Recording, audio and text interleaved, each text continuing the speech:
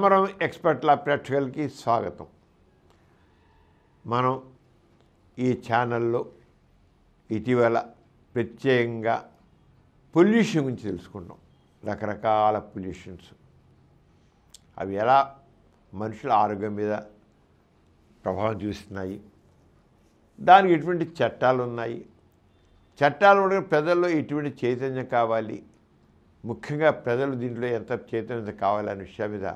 ఎందుకంటే నీటి కాలుష్యం జరుగుతోంది, వాయు కాలుష్యం జరుగుతోంది, వేటి వల్ల జరుగుతున్న తెలుసును, ధ్వని కాలుష్యం. ఈ రోజున మనం ధ్వని కాలుష్యం గురించి తెలుసుకున్నాం. వాయు కాలుష్యం, ధ్వని కాలుష్యం. ఈ ధ్వని కాలుష్యం ఎలా ఉంటుంది, దాని ప్రభావం ఏంటి అనేది చేద్దాం. ఇది గురించి చాలా ఈఎన్టీ స్పెక్ట్స్ చాలా ఎక్కువ చేస్తున్నారు. అంచేది ఆ విషయం గురించి వాళ్ళు కూడా డాక్టర్లు కూడా చాలా ఎక్కువ దీని గురించి ప్రే చేస్తున్నారు. ఈ ధ్వని కాలుష్యం అంటే ఏమిటి, దీనికి ఈ కాలుష్యాన్ని నివారించడానికి మనం ఎలా కూరుకోవాలి, అలాగే చట్టం కూడా ఏ రంగం ఉండేది మనం తెలుసుకున్నాం. ధ్వని కాలుష్యం నివారణకు ప్రత్యేకంగా శాసనాంతరకు భారతదేశంలో రూపించబడలేదండి. అంతర్జాతీయ ఆరోగ్య సంస్థ నిబంధనల ప్రకారం 45 డెసిబిల్స్ ధ్వని మన ఆరోగ్యానికి సరిపోతుంది. అంటే ఆరోగ్యం పాడవకుండా ఉండాలంటే మన శబ్దం యొక్క ఆ ఇంటెన్సిటీ ఎంతంటే 45 డెసిబిల్స్ అంతే. అంతకని ఎక్కువ ఉంటే ఆరోగ్యం మీద దుష్ప్రభావం కలుగుతుంది. 45 డెసిబిల్స్ అంటే కొలత, పెద్దానికి ఒక కొలత అంటూ ఉంటుంది కదా, ఆ కొలత ప్రకారంగా శబ్దం 45 డెసిబిల్స్ లెవెల్ దాకా ఉంటే మనకు ఆరోగ్యానికి ఎటువంటి నష్టం కలగదు. కానీ దాన్ని మించిన తర్వాత మాత్రం ఆరోగ్యం మీద చెడు ప్రభావం పడుతుంది.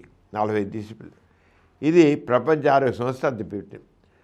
అంతకు మించిన ధ్వని కర్ణభేరిని, చెవిలోని భాగాలను ధ్వంసం చేస్తుంది. ధ్వని గట్టిగా వచ్చిన బాంబులు పిలిచారనుకోండి, చెవిలో పర పగిలిపోతుంది, ఒక్కోసారి పర పగిలిపోతుంది, చెవుడు వచ్చేస్తుంది. అలాగే దాంట్లో కూడా చిన్న చిన్న ఇవంటే బోన్స్ పగిలిపోతాయి కూడా అవి. ఒక అంచనా ప్రకారం భారతదేశంలో అనేక పట్టణాల్లో సరాసరి ధ్వని 90 డెసిబిల్స్ కన్నా ఎక్కువ ఉంటుంది. అది ఎంత ఉన్నారు, 6 రీత్యా 45 కంటే మించి ఉండకూడదు. కానీ అనేక పట్టణాల్లో 90 కంటే మించి ఉంటుంది, 90 డెసిబిల్స్ కంటే మించి ఉంటుంది. అయినప్పటికీ అనేక కారణాల వలన ధ్వని కాలుష్య నివారణ అవసరమైన చట్టాన్ని కేంద్ర ప్రభుత్వం తీసుకురాలేకపోతుంది. భారతీయ శిక్షా స్మృతి, నేర విచారణ ప్రక్రియా స్మృతి మొదలైన చట్టాల్లో ధ్వని కాలుష్య కారకులపై తగిన చర్యలు తీసుకునేందుకు సంబంధించిన నిబంధనలు మాత్రం ఉన్నాయే కానీ ధ్వని కాలుష్య నివారణకు సంబంధించి మాత్రం ఎటువంటి ప్రత్యేక చట్టాలు లేవు. పర్యావరణవాదులు చేసిన ఆందోళన ఫలితంగా ధ్వని కాలుష్య నివారణ దశలో ప్రభుత్వం కొన్ని చర్యలు చేపట్టింది. ధ్వని కాలుష్య నియంత్రణ నిబంధనలకు 2000 సంవత్సరంలో జారీ చేసింది. ఆ నిబంధనలు ఇలా ఉన్నాయండి. 2000 సంవత్సరంలో ధ్వని కాలుష్య నివారణ చట్టం అనేది వచ్చింది. ధ్వని కాలుష్య నియంత్రణ నిబంధనలు అది ఏంటంటే కేంద్ర ప్రభుత్వం ఈ నిబంధనలు జారీ చేసింది. పారిశ్రామిక కార్యకలాపాలు, భవన నిర్మాణ కార్యక్రమాలు, జనరేటర్లు, లౌడ్ స్పీకర్లు, బహిరంగ సమావేశాలు, సంగీత వాయిద్యాలు, మోటారు వాహనాల ధ్వనులు మొదలైన కార్యకలాపాల వల్ల ధ్వని కాలుష్యం పెరిగిపోయి ప్రజల ఆరోగ్యం తీవ్రంగా ప్రభావితం అవుతున్నందున ధ్వని కాలుష్యాన్ని నివారించే సంకల్పంతో నిబంధనలు జారీ చేయబడ్డాయి. ప్రతి రాష్ట్ర ప్రభుత్వం తమ పరిధిలోని ప్రాంతాలను పారిశ్రామిక, వాణిజ్య, గృహ సముదాయ, నిశ్శబ్ద మండలాలుగా వర్గీకరించాలని, ఎటువంటి మండలాల్లో ఎంత మేరకు ధ్వని అనుమతించవచ్చు అనే అంశం గురించి ప్రతి రాష్ట్ర ప్రభుత్వం నిర్దిష్టమైన నిబంధనలు రూపొందించుకోవాలని ఈ నిబంధనల్లో సూచించడం జరిగింది. ఏ ఏరియాలో ఎంత మాత్రం ఉండాలి. ఇప్పుడు హాస్పిటల్ ఏరియా ఉందండి, హాస్పిటల్ పేషెంట్లు అసలే వాళ్ళు పేషెంట్స్ అక్కడ కొన్ని పెద్ద హార్న్లు కొట్టేస్తున్నారు, కొన్ని పెద్ద శబ్దాలు చేస్తున్నారు అనుకోండి, అసలే గుండె జబ్బుతూ ఉంటారు, రకరకాల బాధలతో ఉంటారు. ఈ ధ్వని కాలుష్యం ఏమైపోతుంది. అలాగే స్కూల్ ఉండి క్లాస్ పిల్లలు పాడాలనుకోండి, 100 మంది ఉంటారు, అక్కడ పిల్లలకి పెద్ద చుట్టూతా పెద్ద శబ్దాలు అడగొనిస్తాను అనుకోండి, చిన్నపిల్లలకి ముందు చిన్నప్పుడే చెవుడు వచ్చేస్తుంది. మనం తెలుసుకున్నాం కదా, ధ్వని 45 డెసిబిల్స్కి దాటిపోయినట్లయితే 90 డెసిబెల్ పైన ఉన్నట్లయితే ఒక్కోసారి ఏమైపోతుందో మనం తెలుసుకున్నాం, అలా ఉంటుందని. అలాగే పగటి సమయాల్లోనూ రాత్రి సమయాల్లో ధ్వని ఎంత మేర గమనించవచ్చో ఈ నిబంధన వస్తుంది. రాత్రిపూట పోతే చేయొచ్చు ఎంత చేయొచ్చు అనేది. ఇక అది ఎలా చేసినంటే గరిష్ట ఎంత ఉండొచ్చు, తక్కువ దీన్ని దాటకూడదు. మామూలుగా అయితే 45 డెసిబెల్స్ ఉండాలండి లెక్క ప్రకారం ఆరోగ్యం కోసం. కానీ కొద్ది రాజీ పడింది ప్రభుత్వం. దానికి పారిశ్రామిక ప్రాంతం, ఫ్యాక్టరీలు ఇవన్నీ ఉంటాయి కదా, అలా పారిశ్రామిక ప్రాంతం అయితే పగలు 70 డెసిబెల్స్ వరకు ఉండొచ్చు ధ్వని, రాత్రి మొదలు 70. అలాగే వాణిజ్య ప్రాంతం పగలు 65 డెసిబెల్స్, రాత్రి 55.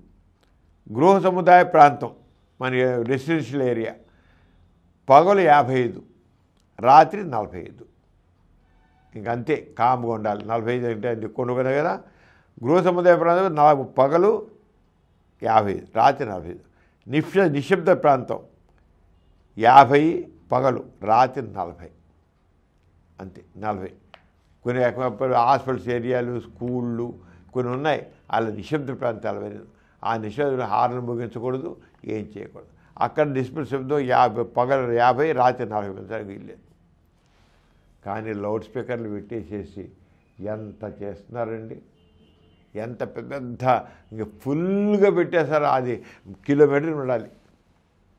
దాంట్లోంచి రకరకాల పాటలు, రకరకాలవన్నీ ప్రసంగాలు పెద్దవి పెట్టేసి దాని ఎంత అలాగే ఈ కల్చర్ ప్రోగ్రామ్స్ చేస్తుంటే ఆ సౌండ్ ఎంత దూరం పెడుతుందో అసలు అంత అది పెడతారు.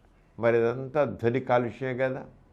ఆ ధ్వని కాలుష్యం ఎంత నష్టం చేస్తుంది, ఎవరు పాటిస్తున్నారు? అందుకని ప్రజల చేత ఎంత విచ్చలవిడిగా అందరూ చేసిన ప్రభుత్వం చేయలేకపోతుంది.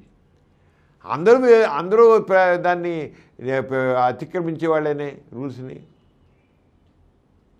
అంతా ఒక వాహనంలో పెద్ద ఇప్పుడు చిన్న లారీ ఉంది, ముందున్నాడు తెలుసాలు, అంతే మైల్ దూరం దాకా వాడు కొట్టే సైర్ వినబడాల్సిన అవసరం ఉంది. ఆ హార్ను అంత దూరం వినడాల్సిన అవసరం ఉంది, ముందు వాడికి తెలియాలి. అంతేగాని ఈ ధ్వని కాలుష్యం అనేది ఎంత ఎక్కువ ఉందంటే ఎక్కువ ఉంది. దానివల్ల ఎంతమందికో చెవుడులో వస్తుంది.